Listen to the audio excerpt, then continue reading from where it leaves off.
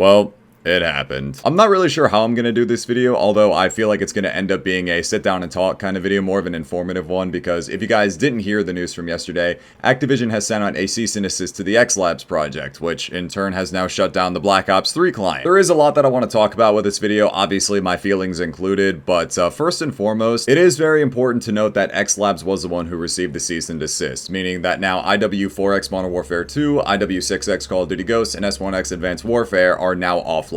I don't know if this means that you can still get access to really any of these projects. The Black Ops 3 client as well here has already went ahead and turned off their master server. It's the exact same thing across all of the other clients, although some may still be up. Now, while the BOIII project wasn't the one that received the cease and desist, I feel like Maurice went ahead and just preemptively went ahead and just shut it down just so he doesn't have to deal with this, which honestly, I completely understand. There is some good news that does come out of this though, and that is the fact that you can still technically play these clients. There are servers that are still running on them. Do with this information what you will. Here on the server browser, right, obviously when you go to click multiplayer, refresh everything, zombies, refresh everything, it's all offline. But if you go into your favorites, it'll show some recent servers that you have played. Obviously a vast majority of them are no longer responding, a lot of them are offline, but there are still ones that you can connect into here, like Nameless Noobs. Now from what I know, you can just join into the server straight through the favorites. I mean, it seems like it's loading up perfectly fine, but there is another way that you can join into these servers and keep an eye on them and everything.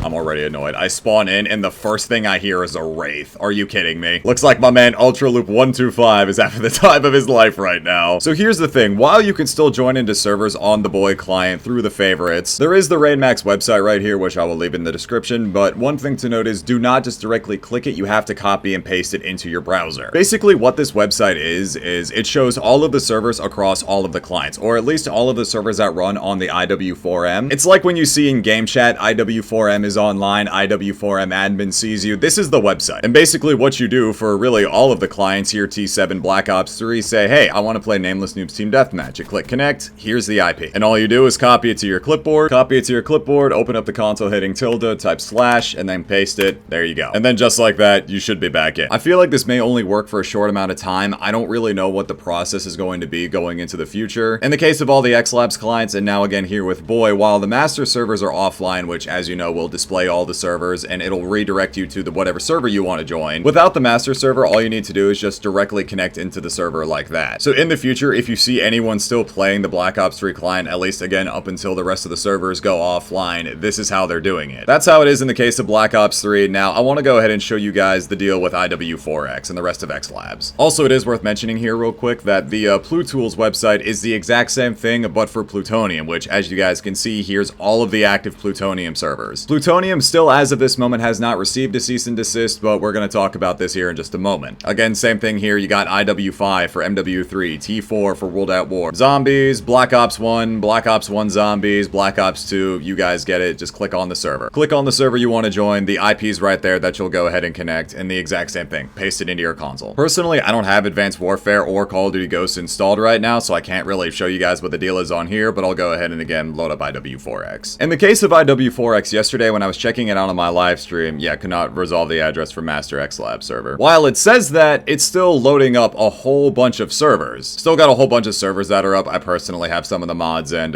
trick-shotting servers disabled, but you guys get the picture here. I don't know what the deal with IW4X is, even though again it said that the master server wasn't connecting. It still loaded up the individual servers themselves. In the future though, if you go to refresh your server browser and you're still getting the could not resolve address, if you're not getting any servers, you can still go to that website, see if there's a server that has people on it, and the exact same thing, just open your console, type slash, paste the connect IP. I'm not the most tech savvy when it comes to all of this, but I just know that even if the master servers are offline, that doesn't exactly mean that the individual servers themselves are offline. Again, do with this information what you will. I really don't know how much longer it's going to be for the case of really any one of these clients, because again, Plutonium might be next. In the case of Plutonium here, they've already tweeted out a couple of things that they're making some changes that may help, and I really do hope that maybe a representative from Activision can reach out out to them and let them know what's okay, what's not okay. I feel like there's quite a few reasons as to why the C&Ds have been going out. Starting with SM2, we already talked about this, but I felt like the problem with that was that not the fact that they were moving to the H1 engine, but the fact that they weren't going to be charging for Modern Warfare Remastered, which, yeah, I get that. The XLabs one, though, did catch me a little off guard, and what I think the problem was maybe the torrent links out there. Maybe. Now, again, while Maurice went ahead and just preemptively shut it down for Black Ops 3, which, again, I think was a smart move to do,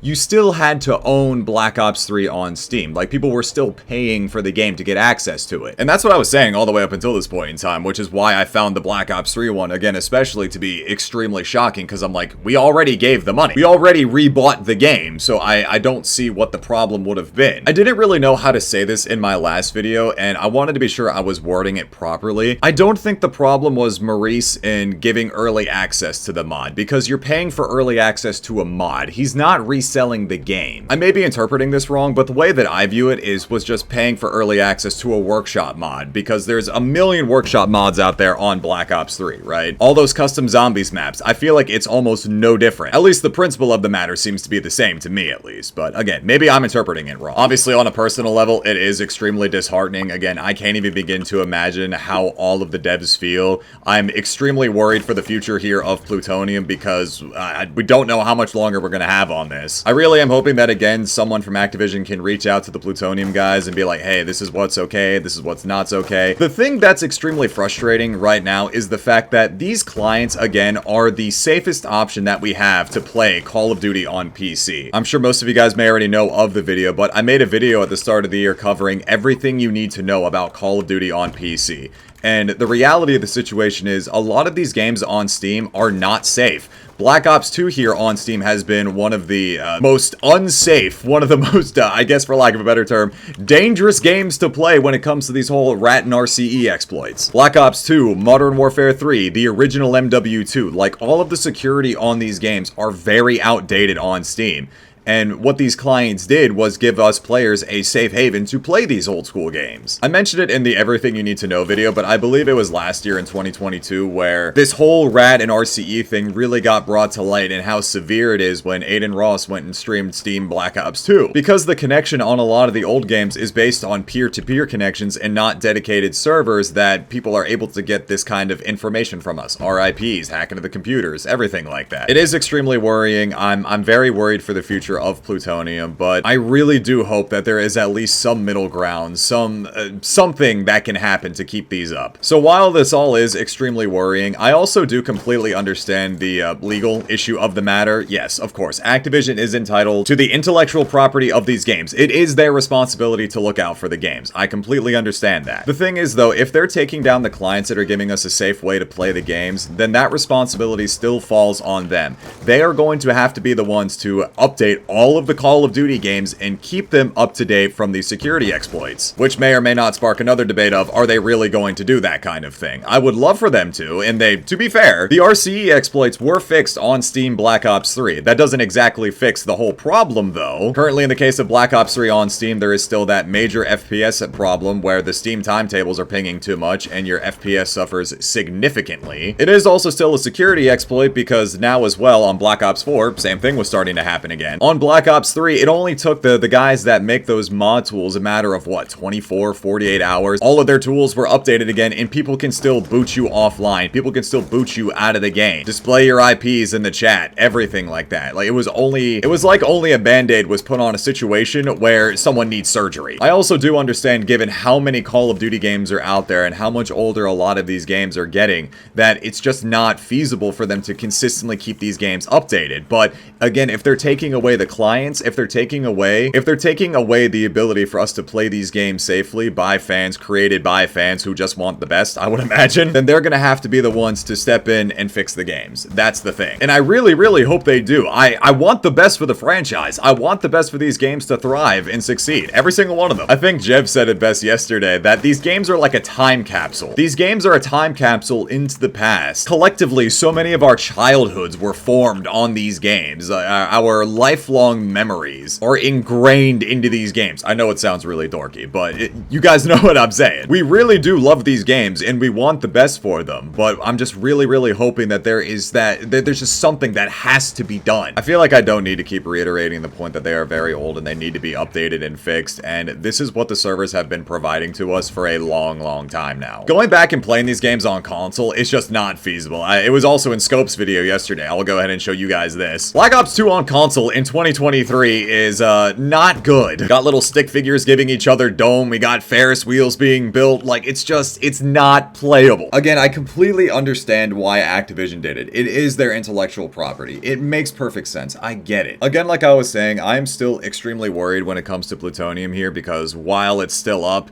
we don't know how much longer it's going to have. It may sound pretty dramatic to say it, but if Plutonium gets taken down, that's pretty much the nail in the coffin for Call of Duty on PC. At least as far as classic Call of Duty on PC goes. The only Call of Duties on Steam that have dedicated server browser as the default are COD 1, COD 2, COD 4, World at War, and Black Ops 1. Modern Warfare 3 and Black Ops 3 do have server browsers within the Steam versions of the games, but they still fall under the exact same security exploits. Thankfully, in the case of World at War, Steam did fix the Steam key issue with the game, so now you can buy World at War on Steam and actually play it. But again though, Modern Warfare 2 has had Rxqe exploits for a good number of years. Modern Warfare 3's matchmaking was broken in 2017, 2018, and still wasn't really fixed past that point. Again, still has Rxqe exploits. Black Ops 2 has been arguably the biggest game to have that problem. People don't really play Ghosts or Advanced Warfare on Steam. Black Ops 3 is again very broken. Infinite Warfare is also very broken. To my knowledge, they still haven't fixed the fast file error when you load into a multiplayer game. You literally cannot play that game's multiplayer. COD World War 2 is okay if you like playing 6v6 team deathmatch. And Black Ops 4 is a game that is 160 gigs on PC to where you might find maybe 2 or 3 team deathmatch games depending on the region you select on Battle.net. And again, Black Ops 4, despite the security update that came out in February, is already starting to have problems because once again, people are starting to infect in that game's multiplayer. But again, it's no secret that Call of Duty on PC was nowhere near up to where it is today. Especially in the case of all the old gen Call of Duties here, like these clients again were the best ways to play it. They were the best and nowadays are the safest options that we have, and now it's being taken away. So